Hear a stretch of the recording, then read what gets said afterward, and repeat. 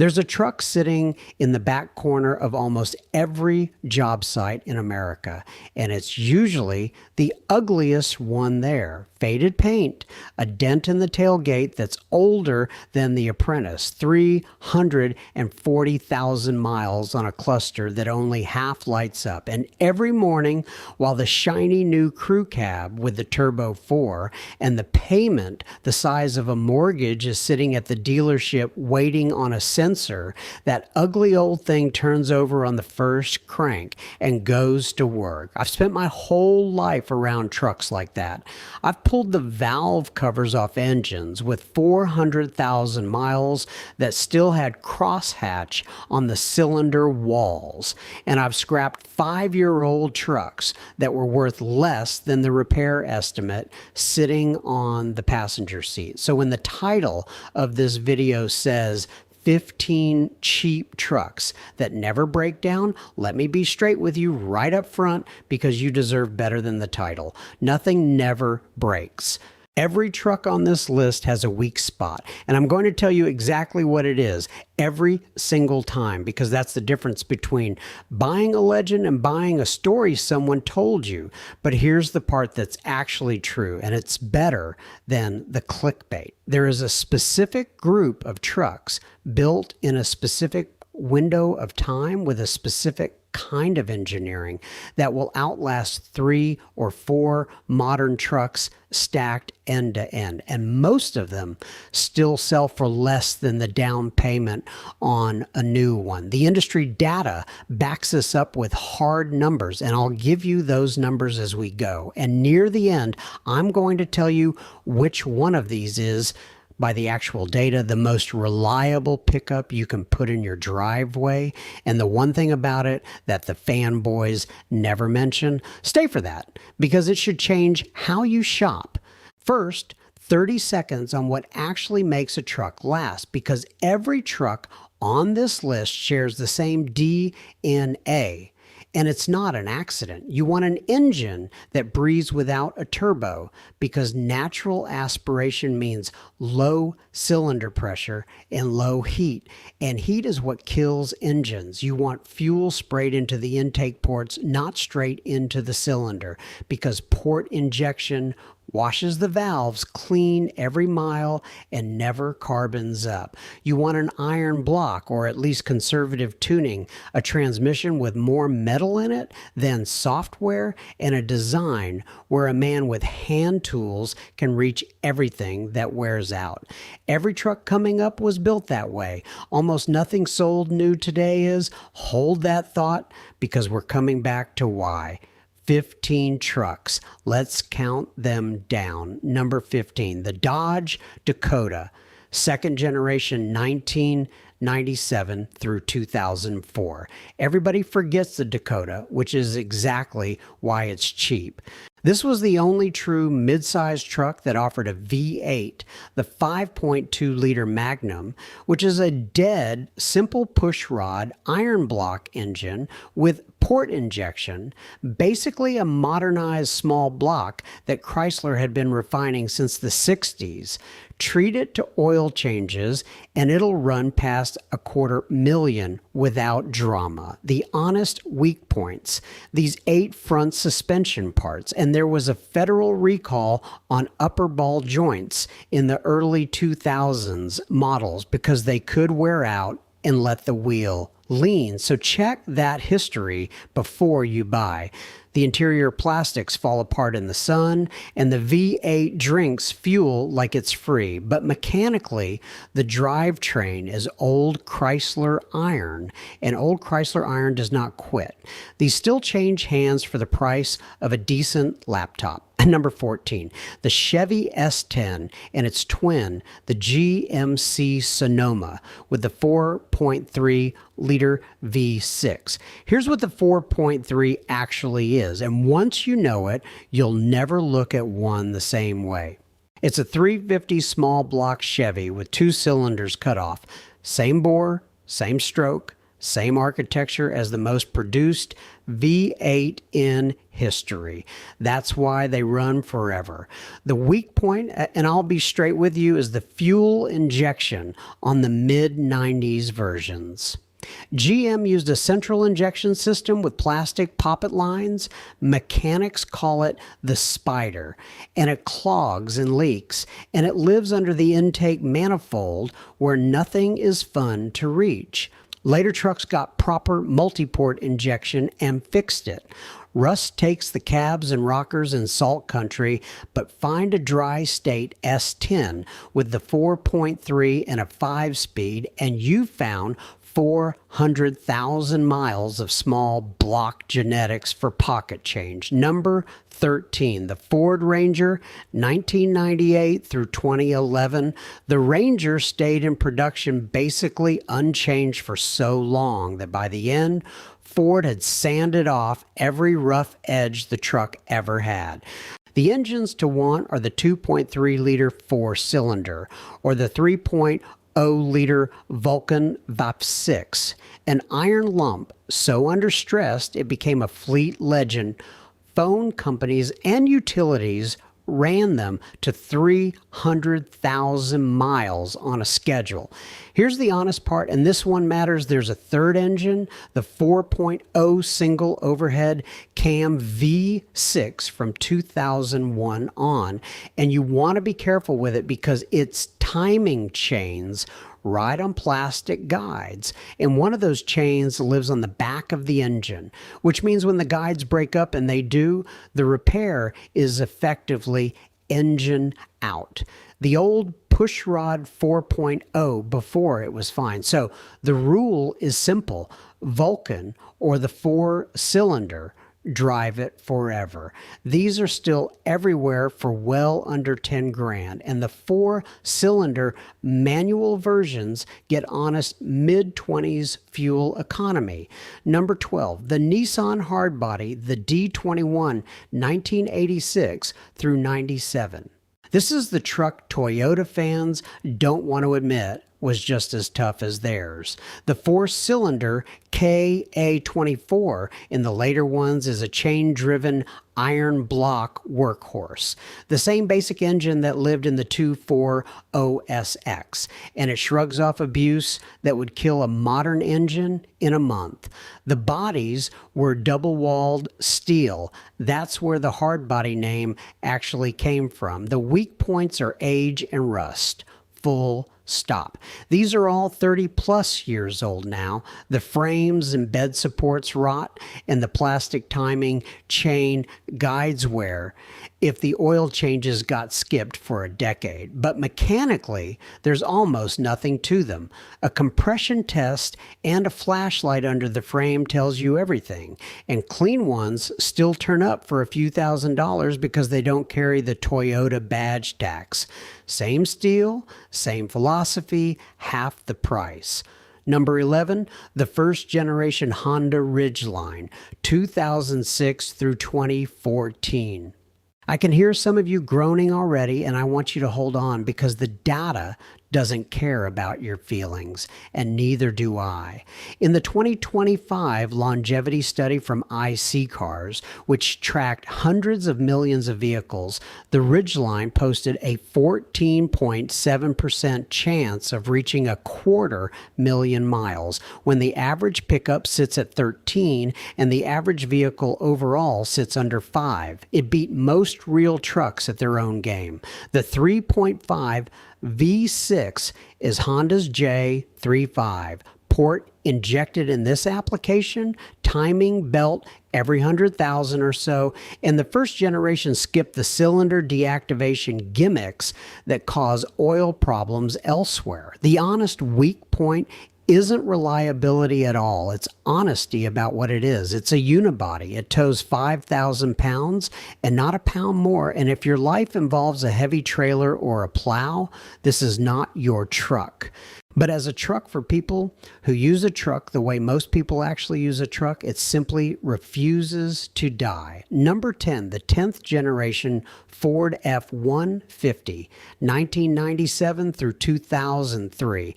And this one comes with a warning label. So listen close. The engine you want is the 4.6-liter V8, the 2-valve modular, iron block, port injection, under stressed, taxi, and police fleets ran the same family of engine to 500,000 miles. The engine you want to be careful with is its big brother, the 5.4, because those early 2-valve aluminum heads held the spark plugs with only about 4 threads of engagement, and the plugs could literally blow out of the head, taking the threads with them. There's a whole cottage industry of thread repair kits built on that mistake. So the rule on this generation is simple: 4.6, not 5.4, and you get a full-size V8 Ford, the best-selling vehicle in America for the price of a used motorcycle.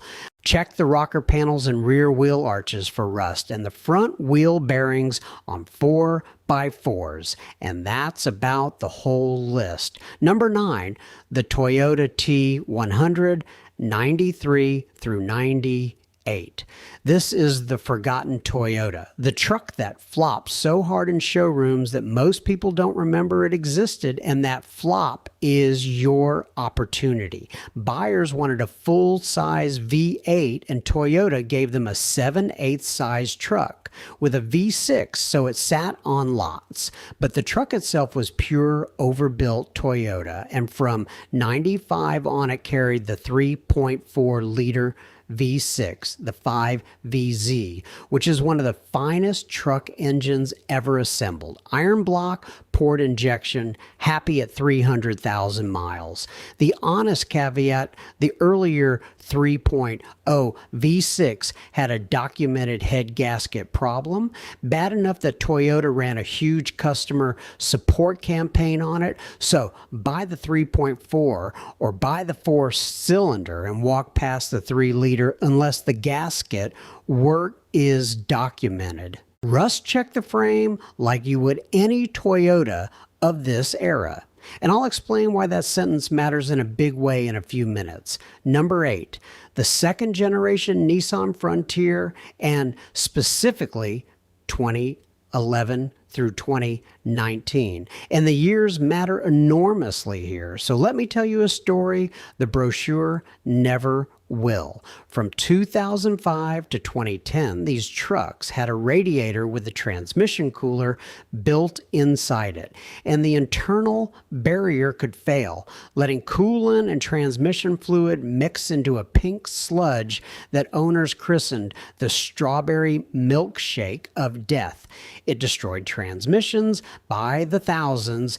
Nissan got hit with a class action over it and settled with extended warranties, and that coverage has long since expired. So the early ones are a gamble unless the radiator's been replaced or bypassed with an external cooler.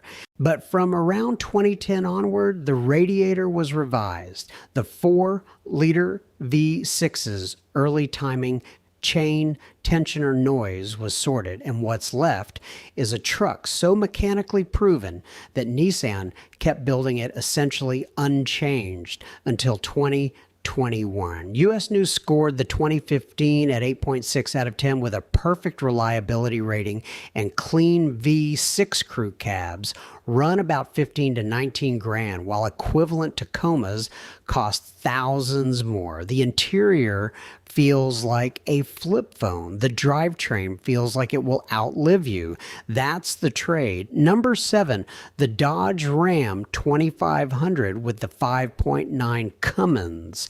Now, I have to be honest with you on two fronts here.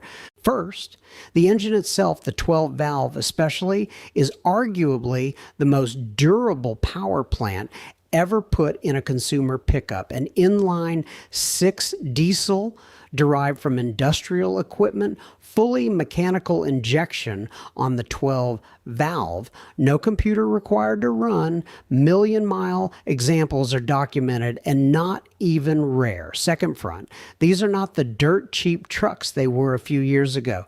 The secret got out, prices firmed up, and a clean 12-valve now costs real money. What you're really buying is the engine, because the truck around it is 1990s Dodge, which means front end parts, ball joints, cracked dashboards, and automatic transmissions that were never worthy of the engine. The manuals are the move. Know the two famous gremlins, the 12 valves killer dowel pin, a little locating pin that can back out and fall into the timing gears.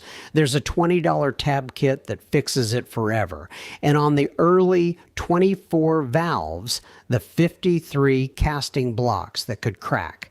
Get past those, and the engine simply does not have an expiration date. Number 6, the Chevy and GMC full-size trucks of 1988 through 98, the square-shouldered ones mechanics call the OBS, old body style. The 350 small block in these throttle body injected in the early years is about the most field repairable V8 ever made. Every part store in the country stocks everything. Every mechanic alive has been inside one, and the throttle body system is so crude it's nearly immortal. It's basically a computerized carburetor. The honest weak points, the TBI trucks are slow, around 200 horsepower from 5.7 liters, which tells you how gently that engine is loafing. The 96 through 98 Vortec versions made real power but picked up that same poppet injector spider I warned you about on the S10. And rust is the true enemy. Rocker panels, cab corners, bed arches. Buy the driest one you can find, and it will still be starting every morning when the truck that replaced it and the truck that replaced that one are both in the shredder. Number 5, the Silverado and Sierra of 1999 through 2006, the GMT 800, and this might be the best pure value on this entire list. The 5.3 Vortec in these is an LS family engine. Iron block, aluminum heads, port injection, and it is genuinely one of the great engines of the modern era. 300,000 miles is ordinary with oil changes. Now, the honest list, because there always is one. Many of them knock for a few seconds on cold start, piston slap. It sounds terrible and means almost nothing. They run to the moon doing it. The gauge clusters on the mid-2000s, trucks eat their little stepper motors. So your speedometer might point at 60 while you're parked. That's a $100 fix. Fuel pumps die around 150,000. That's the list. And here's the line that matters most. This generation is the last one before GM added cylinder deactivation in 2007. The system that shuts off half the engine to save fuel and became famous for wiping out lifters and camshafts. The trucks built the year before that idea are the ones fleets hoarded. 5 to 9 gram buys one all day. Number 4, the Toyota pickup, the 84 through 95 compact with the 22 RE engine. This is the legend, the truck that a certain British TV program tried to kill with a wrecking ball, an ocean, and a burning building, and it started every time. The 22 RE is a 2.4 liter iron block 4 with a chain-driven single cam and fuel injection so simple it barely counts as electronics. It makes around 105 horsepower and does not care about anything you do to it. 2 honest caveats. First, that timing chain runs on plastic guides, and when they wear usually well past 150,000 on neglected oil, the chain can slap through the timing cover and into the coolant passage. So a rattle on cold start is your warning to spend a weekend on a chain kit. Second, and this is the part that stings, these are not really cheap anymore. The world figured out what they are, and clean ones now sell for more than they cost new. Rusty runners are still out there cheap, and mechanically they're worth saving. But the days of the $500 Toyota are a memory. Sometimes honesty means telling you a legend has been priced like one. Number 3, the first generation Tacoma, 95 through 2004. Take everything great about that old pickup, add the 3RZ 2.74 cylinder or that same magnificent 3.4 V6 from the T100, and you have a truck that the used market treats like blue chip stock. These routinely run past 300,000 miles with nothing but fluids and brakes. And now the caveat, and it's a big one because this is where the most important pattern in this whole video starts. The frames rust. Not surface rust, structural rot. Frames you can put a screwdriver through while the engine above them still purrs like new. It got so bad that Toyota ran an enormous customer support campaign covering the 95 through 2000 trucks, more than 800,000 of them. And in the worst cases, Toyota bought trucks back from owners at 1.5 times their book value. Think about that. The engine was so good and the frame so bad that the cheapest fix was buying the truck back. So the buying rule is absolute. On any Tacoma of this era, the frame inspection is the whole inspection. A rust-free Western or Southern truck is a lifetime purchase. A salt belt truck is an engine with an expiration date wrapped around it. Number 2, the second generation Tacoma, 2005 through 2015, and here's your data. In the 2025 IIC Cars study, the Tacoma posted a 25.3% chance of passing 250,000 miles, about 5 times the average vehicle, making it one of the 2 most durable non-heavy-duty pickups in America by the numbers. The 4-liter V6 and the 2.74 cylinder are both port-injected, naturally aspirated, chain-driven. Everything this video has been preaching. Now the honest chapter, because this truck has the biggest asterisk of them all. The frames rusted again. Same story.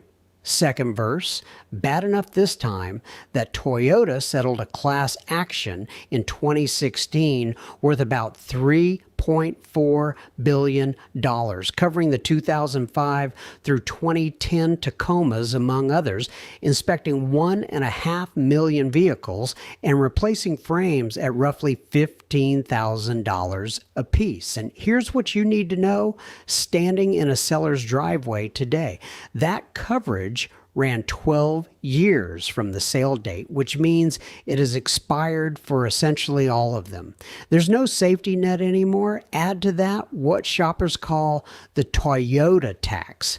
These trucks holding value so hard that a tired one costs what a clean anything else costs. And the number 2 truck on this list comes with the clearest instructions of any of them.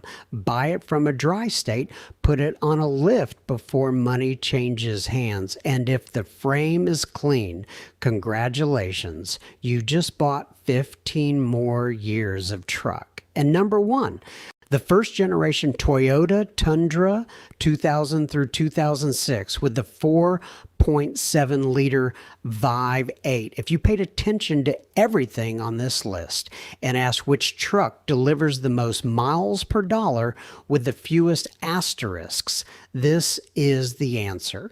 The 4.7, the 2UZ, is an engine Toyota developed with the Land Cruiser in mind. Iron block, aluminum heads, overbuilt to a degree that borders on irrational, and it's part of the same family legacy that produced the famous million-mile Tundra.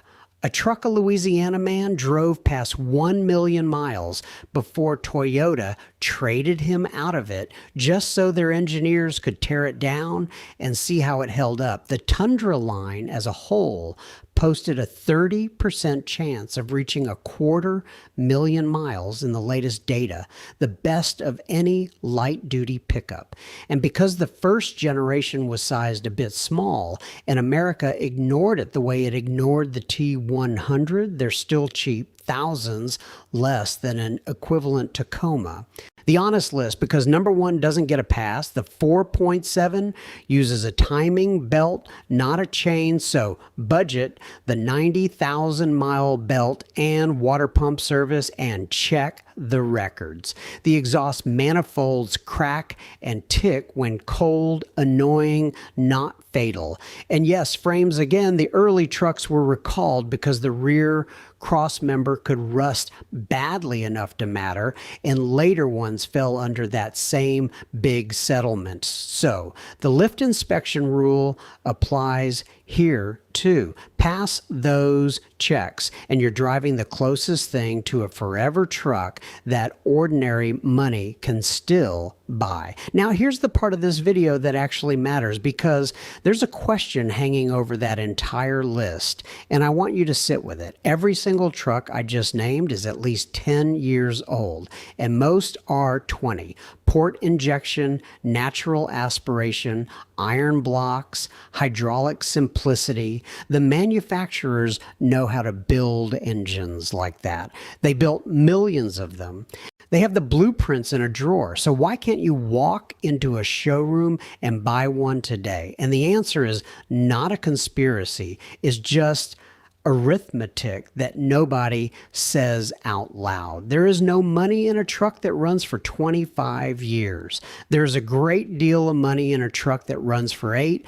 The dealer service department doesn't make its living on trucks that need oil and tires. It makes its living on turbochargers at 110,000 miles, on carbon-fouled intake valves that need walnut blasting because direct injection stopped washing them, on cylinder deactivation systems that eat their own lifters, on 10-speed transmissions that are sealed shut and labeled lifetime fluid. The finance office doesn't profit from the customer who bought one truck in 1999 and still owns it. It profits from the customer on his 4th truck loan. Even the regulations play their part. Honestly enough, fuel economy rules push small turbocharged engines working hard in place of big lazy ones loafing, and an engine working hard runs hot. And heat is what kills engines. We started there. Nobody in a boardroom ever wrote "kill the trucks" on a whiteboard. They just made 1,000 small decisions, each one saving 4 cents or gaining half a mile per gallon or adding a feature the ad could mention.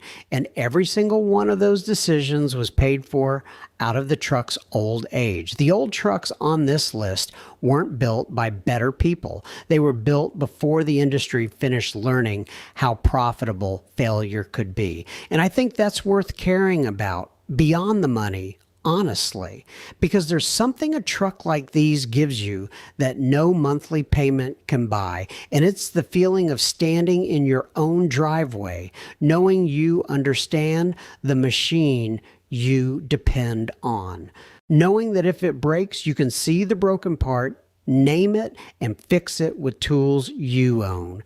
Every generation of engineering since has quietly taken a little more of that away from you, sealed a little more, encrypted a little more, and called it progress.